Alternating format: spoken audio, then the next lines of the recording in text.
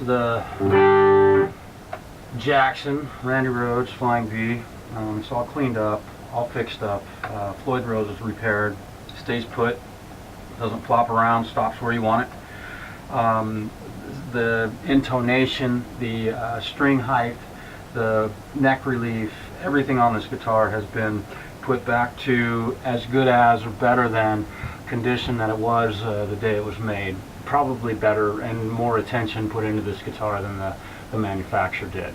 It took a lot of work, long hours. I was up till about 4 in the morning last night working on this thing, and it's a labor of love.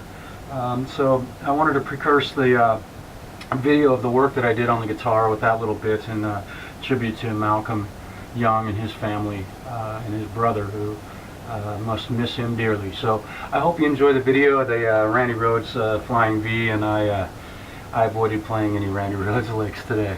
Enjoy. The dreaded black spot. Wow, look at that. Look what I get to work on this time. This guitar was brought in to Grande Stereo and Music, and I brought it home to work on tonight. Had a nice long 9-hour day today working on car stereos and selling guitars and things like that. And I got a new light over there in the studio, so my videos will look a little better, I think, from here on out. And my buddy brought this guitar in today. Are you ready? Yes, it says Jackson. And this is truly a beautiful guitar. Takes me back to my high school days. Look at that. Keep his information private. What a beautiful guitar. Randy Rhoads Flying V. It even fits in the case, which is remarkable. These are hard to find cases for, or can be. So we're going to do a bunch of work on this. Going to do a complete setup, change the string gauges, check the neck relief, string action, get the Floyd Rose. It's completely perfect. Just pickup heights, have an output jack that needs to be replaced, and tighten up the arm for the Floyd Rose so that it doesn't wobble and spin around. We'll check all the electronics, polish it up. It's kind of messy. What a beauty. Big old fat frets on that thing. Look at that. We're going to polish the frets, clean the fretboard, oil the fretboard.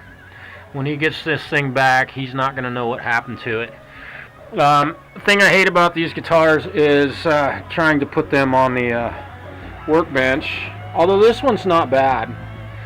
It sits pretty level, but they have these sharp pointy things all over them. And I think Jackson did this just so you'd have to do stuff like this to them. Pretty interesting.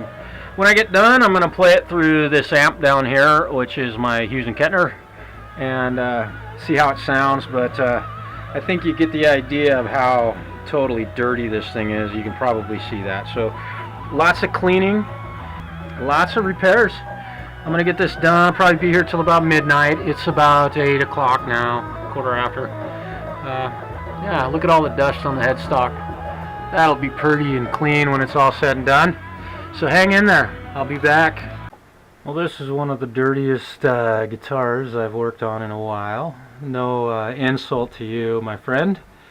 I know you wanted to see this video, but this is how we take care of these things.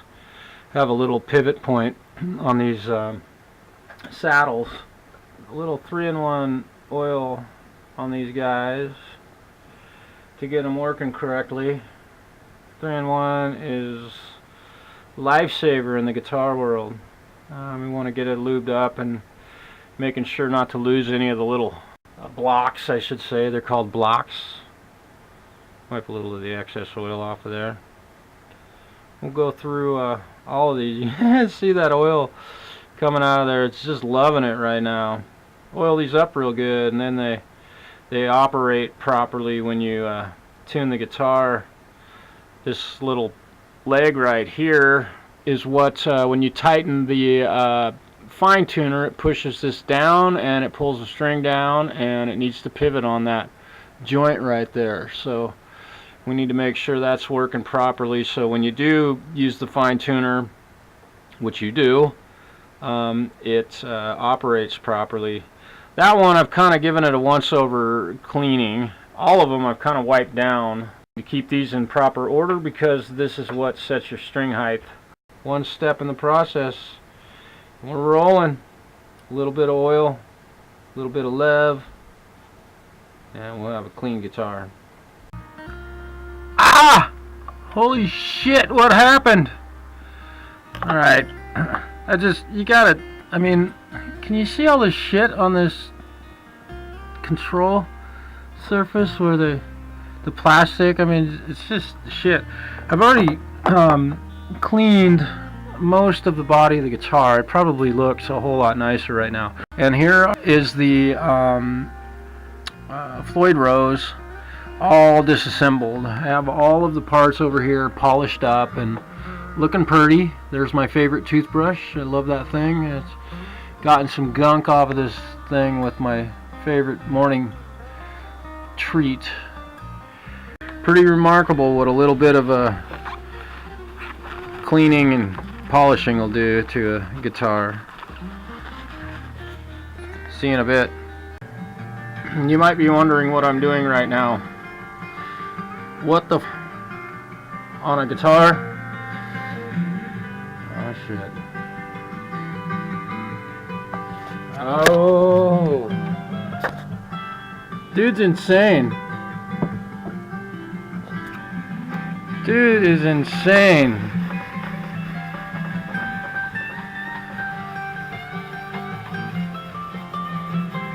No, I'm not.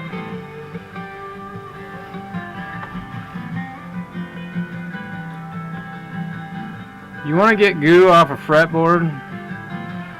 Light it on fire. I'm not sure of the manufacture date of this guitar. I don't know when it was made. Time to file this baby down. The frets are just super dull. We'll get that solved. Hang in there. You're gonna see shine. Shine.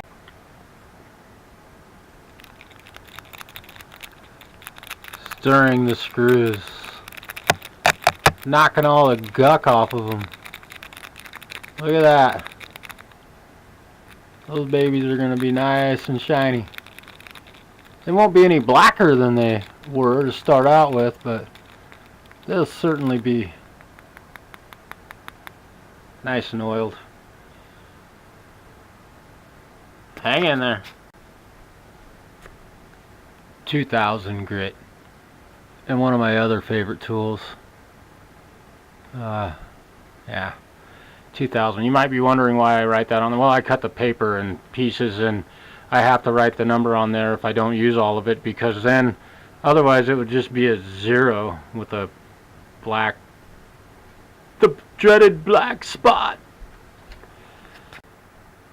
Ha. My favorite shit. It's never dull. And for those in question, you store it upside down. So when you pull another piece off, it has the wet shit on it. When you wipe a fret, it should look like this. That's just one fret. Well, time for some oil. I'm gonna do a couple drops here and there. Oh boy, I used about 5 times as much as I needed. Oh well. Yeah, a lifetime supply of this stuff. You just massage it into the wood. And watch the wood come to life. This oil takes about 3 days to really cure up. It's funny, this guitar has really tall frets, man. It's awesome. I hope you don't mind the music. It's original. So if YouTube wants to whack me on it, it's a band that I had here in Grande called Helicoil. Oh, this is a cool tune.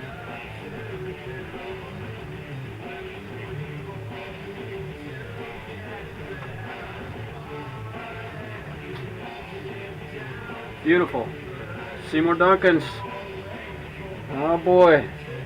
This thing's gonna rock. Look at that, it's clean. I clean this, polish this baby up. Got a little bit of a shine to it now. A little reflection.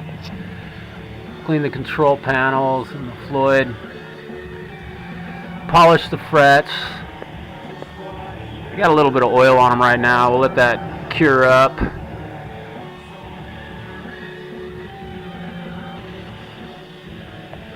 Pretty guitar. The dreaded truss rod nut. This one, oh, it works out to be a,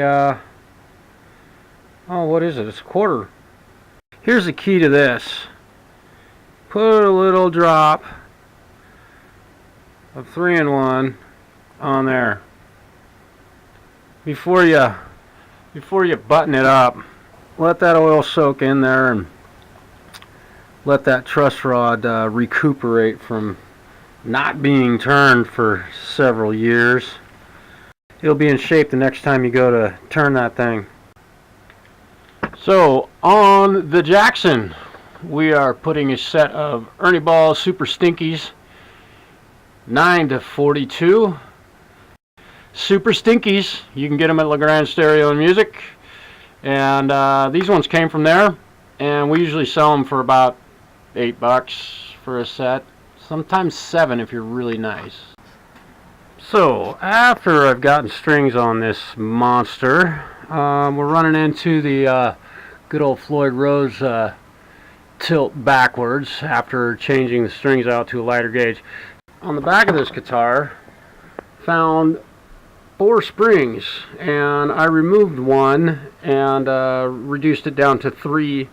The ground connection looks really good and solid, so we'll get this baby adjusted.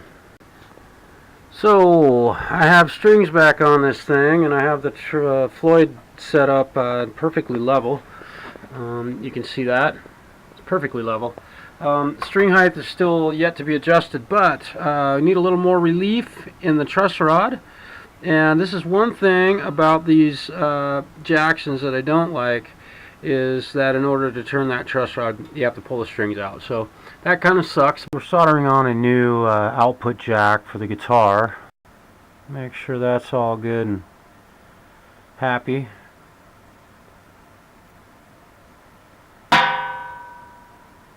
My gun's a little too hot. Let me turn that down a bit. Be sure not to breathe this stuff. It's not good for you. We will solder this side. Beautiful. And he has a new output jack. I usually use a pair of needle nose pliers to do this. My hands are totally in the way. Just to get this nut started on here, push it down, give it a little turn. I'm failing miserably. I will turn those in with my awesome Hobby Habit made in Germany screwdriver. Awesome screwdriver. Just picked this up the other day from Hobby Habit. Great little shop. Love going in there and finding cool stuff.